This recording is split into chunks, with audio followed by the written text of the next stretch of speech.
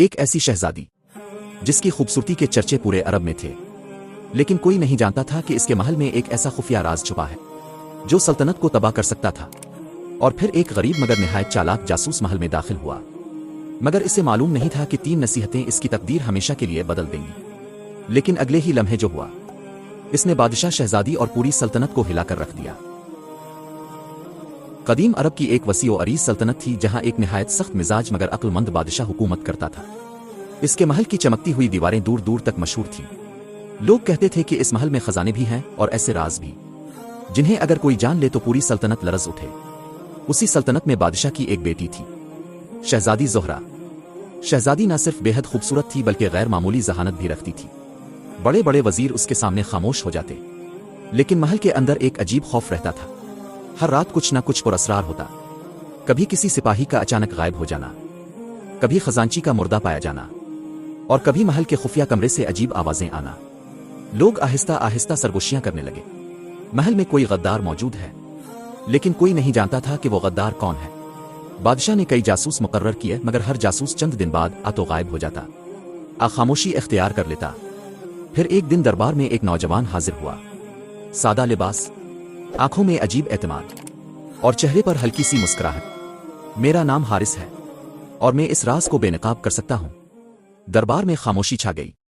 وزیروں نے مذاق اڑا، یہ غریب لڑکا محل کا راز جانے گا، لیکن بادشاہ خاموش رہا۔ اس نے نوجوان کی آنکھوں میں عجیب چمک دیکھی۔ بادشاہ نے کہا، اگر تم کامیاب ہو گئے تو خزانہ بھی ملے گا اور عزت بھی، لیکن اگر ناکام ہوئے تو جان سے ہاتھ دھونا پڑے گا۔ حارث نے بغیر خوف کے جواب دیا، کبھی کبھی سچ تک پہنچنے کے لیے جان ہتھیلی پر رکھنی پڑتی ہے۔ یہ سن کر پورا دربار حیران رہ گیا، لیکن کسی کو معلوم نہ تھا کہ اگلے چند دنوں میں ایسا راز سامنے آنے والا تھا جو سب کے قدموں تلے زمین کھینچ لے گا۔ اسی رات حارث کو محل کے اندر ایک چھوٹا سا کمرہ دے دیا گیا۔ وہ خاموشی سے محل کے راستوں کا جائزہ لینے لگا۔ ہر دیوار، ہر دروازہ، ہر سپاہی کی حرکت اس کی نظروں میں تھی۔ پھر اچانک اسے ایک عجیب بات محسوس ہوئی۔ ہر رات آدھی رات کو محل کے پچھلے حصے میں موجود پرانا دروازہ چند لمحوں کے لیے کھلتا تھا، لیکن وہاں پہرا بہت سخت تھا۔ حارث نے سوچا، یقیناً یہی وہ راستہ ہے جہاں سے کوئی خفیہ کھیل کھیلا جا رہا ہے۔ اگلے دن وہ محل کی لائبریری میں گیا جہاں اس کی ملاقات پہلی بار شہزادی زہرہ سے ہوئی۔ شہزادی کتابیں دیکھ رہی تھی۔ جیسے ہی اس نے حارث کو دیکھا، اس کی نظریں چند لمحے کے لیے رک گئیں۔ تم ہی وہ نئے جاسوس ہو؟ حارث نے ادب سے سر جھکایا۔ جی شہزادی۔ شہزادی نے آہستہ آواز میں کہا، اگر تم واقعی سچ جاننا چاہتے ہو تو ہر اس شخص پر شک کرنا جو تمہیں سب سے زیادہ مخلص لگے۔ یہ کہہ کر وہ چلی گئی، لیکن اس کے الفاظ حارث کے دل میں اتر گئے۔ ہر اس شخص پر شک کرنا جو سب سے زیادہ مخلص لگے۔ اسی رات حارث نے محل کے خفیہ دروازے کے قریب چھپ کر پہرا دینا شروع کیا۔ ہوا میں عجیب سردی تھی، آسمان پر کالے بادل تھے، اور پھر اچانک دروازہ آہستہ آہستہ کھلا۔ ایک سیاہ چادر میں لپٹا شخص باہر نکلا۔ حارث خاموشی سے اس کے پیچھے چلنے لگا۔ وہ شخص محل کے سنسان حصے میں گیا اور ایک دیوار کے سامنے رک گیا۔ پھر اس نے دیوار پر ہاتھ رکھا اور اگلے ہی لمحے دیوار خود بخود کھل گئی۔ حارث کی آنکھیں حیرت سے پھیل گئیں۔ یہ خفیہ راستہ محل کے اندر کہاں جاتا ہے؟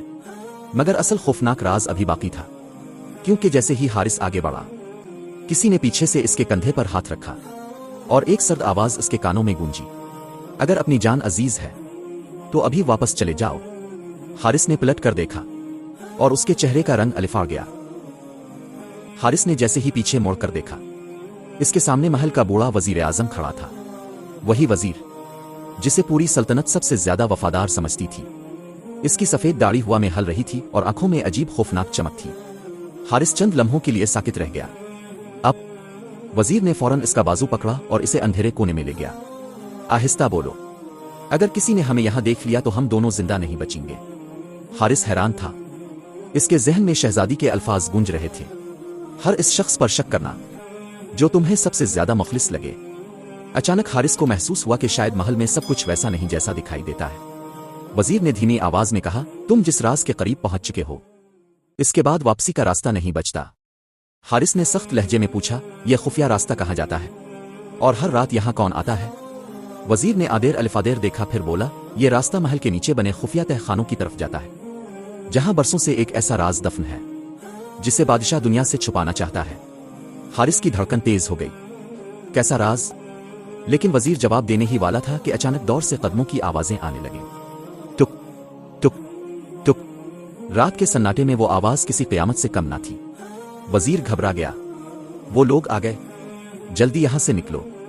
मगर इससे पहले ही सिया लिबास पहने 4 निकाबपोश सिपाही सामने आ गए। उनके हाथों में तलवारें थीं। एक ने गुस्से से कहा, यह जासूस यहां तक पहुंच गया है, इसे जिंदा मत छोड़ो। अगले ही लम्हे तलवारें चमक उठी। हारिस फौरन पीछे हटा। इसने एक सिपाही का वार बचाया और दीवार के साथ रखा लकड़ी का डंडा उठा लिया। पूरा रास्ता चीखों और तलवारों की आवाजों से गूंज उठा। लेकिन हैरत की बात यह थी कि बूढ़ा वजीर उन सिपाहियों से लड़ने लगा। हारिस की आंखें हैरत से खिल गईं। तो वजीर गद्दार नहीं, लेकिन असल राज अभी बाकी था। लड़ाई के दौरान एक निकाबपोश का निकाब उतर गया और इसे देखकर हारिस के कदम लड़खड़ा गए। वो कोई आम सिपाही नहीं था, बल्कि बादशाह का खास मुशीर सलमान था, जो हर वक्त बादशाह के साथ रहता था। हारिस के जहन में तूफान आ गया, यानी गद्दार महल के सबसे ताकतवर लोगों में शामिल है। इसी दौरान वजीर ने चीख कर कहा, हारिस भागो, अभी नहीं रुके तो मारे जाओगे। हारिस तेजी से खुफिया रास्ते की तरफ भागा। इसके पीछे सिपाहियों के कदमों की आवाजें गूंज रही थीं।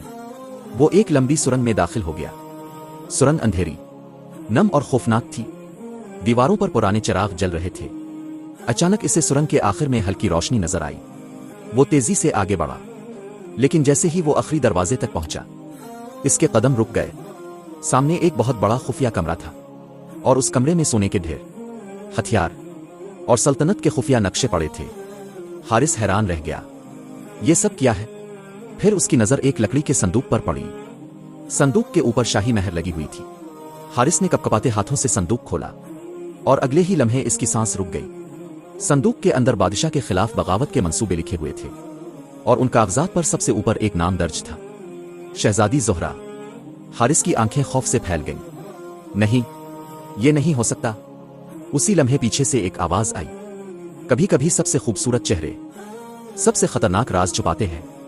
हारिस ने फौरन पलट कर देखा और सामने शहजादी ज़ोहरा खड़ी थी, लेकिन अब उसके चेहरे पर मासूमियत नहीं, बल्कि एक पुरस्रार मुस्कुराहट थी और उसके हाथ में खंजर चमक रहा था। हारिस, तुम्हें यहां नहीं आना चाहिए था। हारिस के हाथ से संदूक के कागजात लरसते हुए नीचे गिर गए। इसकी आंखों के सामने सिर्फ एक नाम घूम रहा था, शहजादी ज़ोहरा। वो चंद लम्हे खामोश खड़ा रहा, जैसे दिमाग ने काम करना छोड़ दिया हो। फिर आहिस्ता से बोला, ये सब झूठ है या हकीकत? शहजादी ज़ोहरा ने खंजर को हाथ में घुमाते हुए एक कदम आगे बढ़ाया। इसकी आंखों में अब वो नरमी नहीं थी जो पहली मुलाकात में थी। अब वहां सिर्फ सर्दी थी और फैसला। हारिस, तुमने गलत जगह कदम रख दिया है। यहां सच हमेशा खूबसूरत नहीं होता। इसी लम्हे पीछे से बूढ़ा वजीर भी अंदर आ गया, मगर वो जख्मी था। इसके कपड़ों पर खून के धब्बे थे। हारिस ने जल्दी से पूछा, आपने मुझे बचाया क्यों? और ये सब हो क्या रहा है? वजीर ने सांस लेते हुए कहा, यह महल सिर्फ बादशाह का नहीं, एक खुफिया ताकत का मरकज है। शहजादी हमेशा से इस निजाम का हिस्सा रही है। शहजादी ने हल्की सी मुस्कुराहट के साथ कहा, बस अब बहुत हो गया। सच देखना है ना तुम्हें? तो देख लो। अचानक इसने दीवार के एक खुफिया बटन को दबाया। पूरा कमरा हिलने लगा। जमीन के नीचे से एक बड़ा लोहे का दरवाजा खिल गया और उसके अंदर से एक ऐसी दुनिया सामने आई जिसने हारिस की अक्ल हिला दी। वहां हजारों सोने के सके नहीं थे, बल्कि कैद खाने थे, लोहे के पिंजरे जिनमें आम लोग कैद थे। औरतें, बच्चे और बूढ़े सब खौफ के आलम में बैठे थे। हारिस की आंखों में खून उतर आया। ये सब लोग? वजीर ने कहा, ये वो लोग हैं जो सच जान गए थे। शहजादी ने ठंडी आवाज में कहा, बादशाह समझता है कि वो हुकूमत कर रहा है, लेकिन असल में ये सारी सल्तनत एक खुफिया काउंसिल के कब्जे में है और मैं इसका हिस्सा हूं।